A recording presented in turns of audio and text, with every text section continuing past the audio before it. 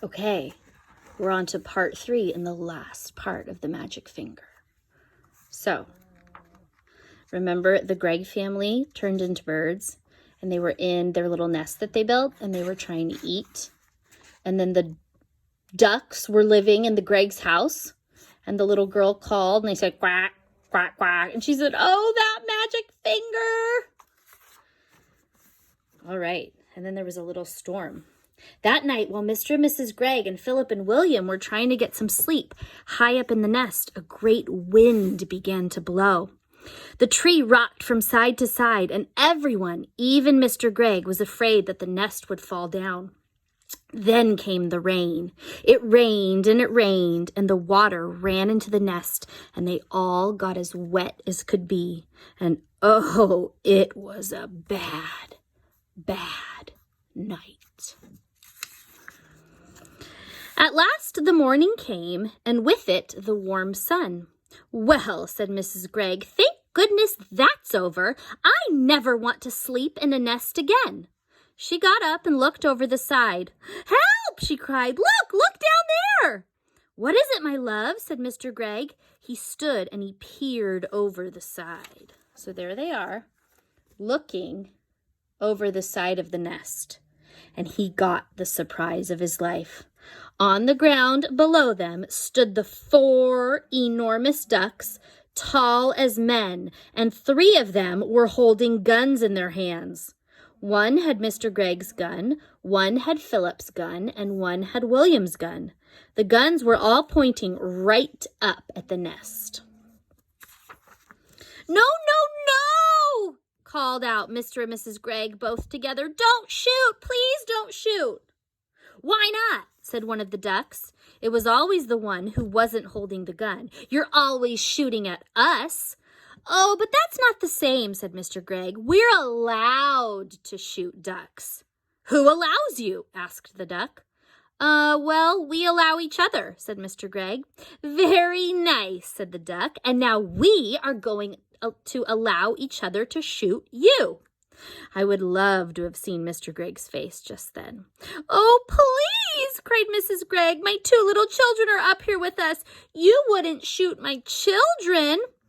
Yesterday you shot my children, said the duck. You shot all 6 of my children. Uh-oh. I'll never do it again, cried Mr. Gregg. Never, never, never, never, never. Do you really mean that? Asked the duck. I do mean it, said Mr. Gregg. I'll never shoot another duck as long as I live. That's not good enough, said the duck. What about deer? Are you going to shoot deer? I'll do anything you say if you will only put down those guns, cried Mr. Gregg. I'll never shoot another duck or another deer or anything else again. Will you give me your word on that? Said the duck. I will, said Mr. Gregg. I promise. Will you throw your guns away? Asked the duck. Oh, yes, I will break them into tiny bits, said Mr. Gregg, and never again need you be afraid of me or my family. Very well, said the duck. You may now come down. And by the way, I congratulate you on the nest. For a first effort, it's pretty good. Mr. and Mrs. Gregg and Philip and William hopped out of the nest and flew down. Then all at once, everything went black before their eyes, and they couldn't see. At the same time, a funny feeling fell over them all, and they heard a great wind blowing in their ears. Then the black that was before their eyes turned to blue, to green, to red, and then to gold, and suddenly there they were, standing in the lovely bright sunshine of their own garden, near their own house, and everything was back to normal again. So the magic finger changed them back right here, and it was all... They're back to people. Our wings have gone, cried Mr. Gregg. Our arms have come back. And we're not so tiny anymore, laughed Mrs. Gregg. Oh, I am so glad.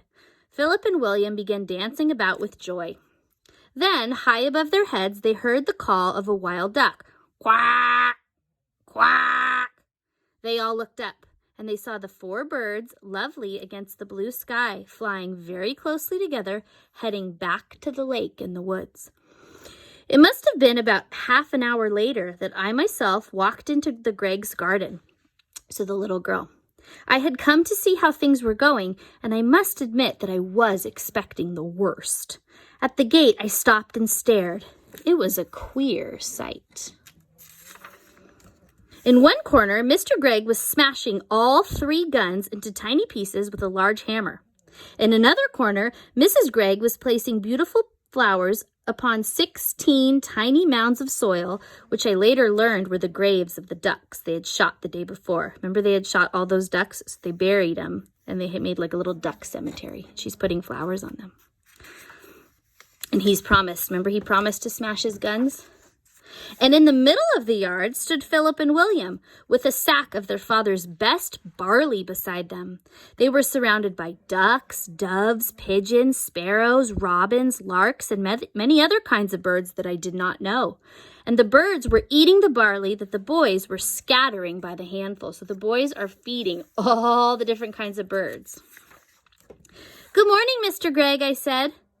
Mr. Gregg lowered his hammer at me and he said, "My name is not Gregg anymore," he said. "In honor of my feathered friends, I have changed my name from Gregg to Egg."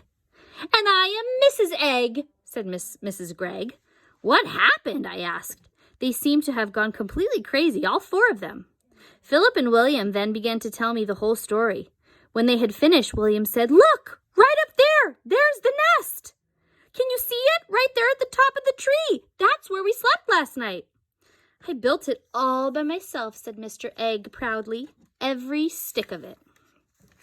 "If you don't believe us," said Mrs. Egg, "just go into the house and take a look at the bathroom. It's a mess." "They filled the tub right up to the brim," said Philip. "They must have been swimming around it all night, and feathers are everywhere."